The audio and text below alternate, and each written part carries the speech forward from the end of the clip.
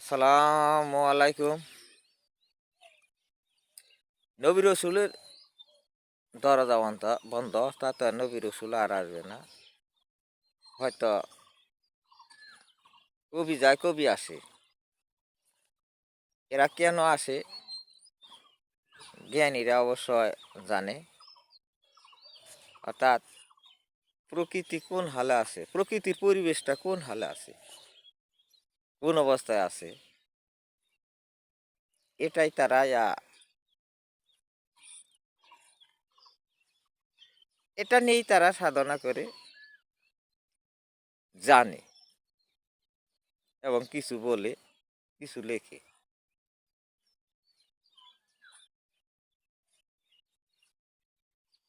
তবে এ সম্পর্কে কিছুটা হলে আমি বোঝাতে চেষ্টা করব।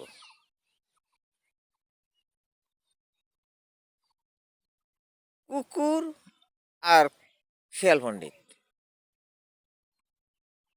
অর্থাৎ কুকুরে শিয়াল দেখতে পারে না।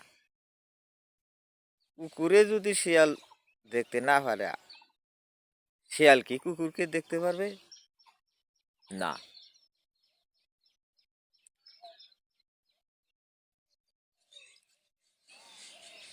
কুকুরে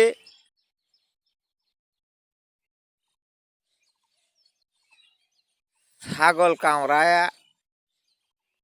মারে দিনের বেলায়, এটা বাস্তব ঘটনা। শিয়াল পণ্ডিতে সুযোগ পাইলে দিনেও ছাগল ধরে, রাতেও ছাগল ধরে, দিনেও মুরগি ধরে, রাতেও মুরগি ধরে। সাপে সুযোগ পাইলে মুরগির বাচ্চা খায়, মুরগি খায়, ছাগলও খায়।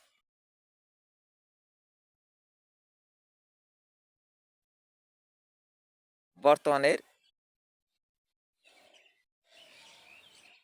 বিশ্বের মধ্যে আদম হওয়া সন্তানেরা এই হালেই আছে, অর্থাৎ এই অবস্থায় আছে। আসলে এটাকে ব্যাখ্যা করার সময় নেই। যদিও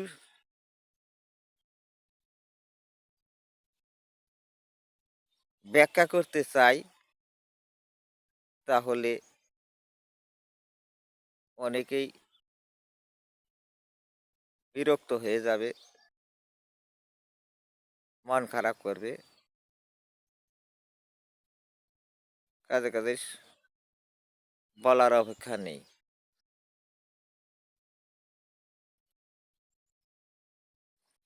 তারপরেও সামান্য বলার চেষ্টা করব। সাপ কিন্তু ডিম দেয় অনেক,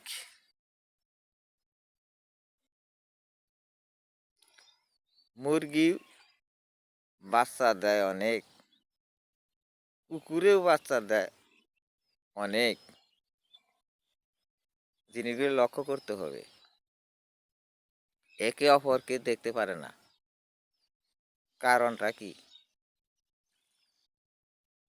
একে অপরকে হিংসা করে, কারণটা কি? অবশ্যই কিছু কারণ আছে। সেটা হলো এই, আমরা নিজেকে এটা বোঝার চেষ্টা করি না।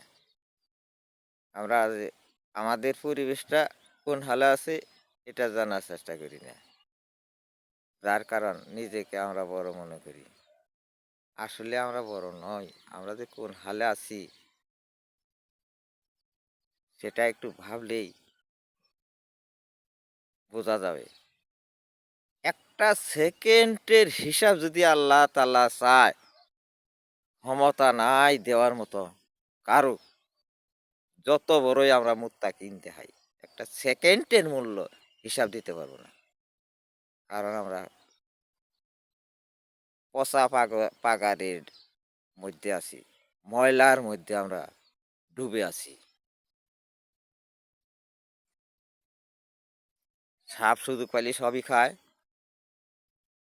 শিয়াল সুযোগ পাইলে শিকার ধরে, কুকুর সুযোগ পাইলে সবই করে। সাপ, শিয়াল, কুকুর আরো অন্য অন্য জীব আল্লাহ পাক কেন সৃষ্টি করেছেন? মানুষকে বোঝানোর জন্য সৃষ্টি করেছেন। না এর ঊর্ধ্বে, এই জন্যই সৃষ্টি করেছেন। আর আমরা নিজেকে বড় মনে করি, বড় বড় কথা বলি। আরে নিজের তলে যে নিজের পায়ের তলে যে মাটি নেই এটা খেয়াল করি না। কোটি কোটি টাকার মালিক, ওই টাকা এন্দুরে বান্দরে খাইতেছে, অথচ কাজ খুঁজি না। এই টাকা কাজে লাগালে নিজে বাঁচবো, দেশবাসী বাঁচবে, এটা কখনো খেয়াল করি না। সুদখোরের মধ্যে আছি, অর্থাৎ সুদের মধ্যে আছি। সুদের মধ্যে থাকা মানে ময়লার মধ্যে ডুবে আছি। দেশকে দেশের মানুষ যখন সুদ থেকে মুক্ত হব, অর্থাৎ বিশ্বের মানুষ যখন সুদ থেকে মুক্ত হব, তখন আল্লাহ পাক আদম হাওয়ার সন্তানের পর রহমত দান করবেন। আমি কিছু আসলে বক্তার না, আমি সুরকারও তেমন বড় ধরনের সুরকার না। একটু একটু প্রকৃতি নিয়ে ভাবি, প্রকৃতির পরিবেশটা কেমন, আদম হাওয়ার সন্তানেরা কোন পরিবেশ আছে, কোন হালে আছে, এতটুকু ভেবে কিছু বলার চেষ্টা করি। আর কি বলার আছে, তাই বেশি বলে ফেললাম। যদি ভুল হয়ে থাকে তাহলে ক্ষমা করে দিবেন। সকলের মঙ্গল কামনা করি। গায়ের কবি, ছায়ের কবি এখন আপনাদের মাঝ থেকে বিদায় নিলাম। খোদা হাফেজ।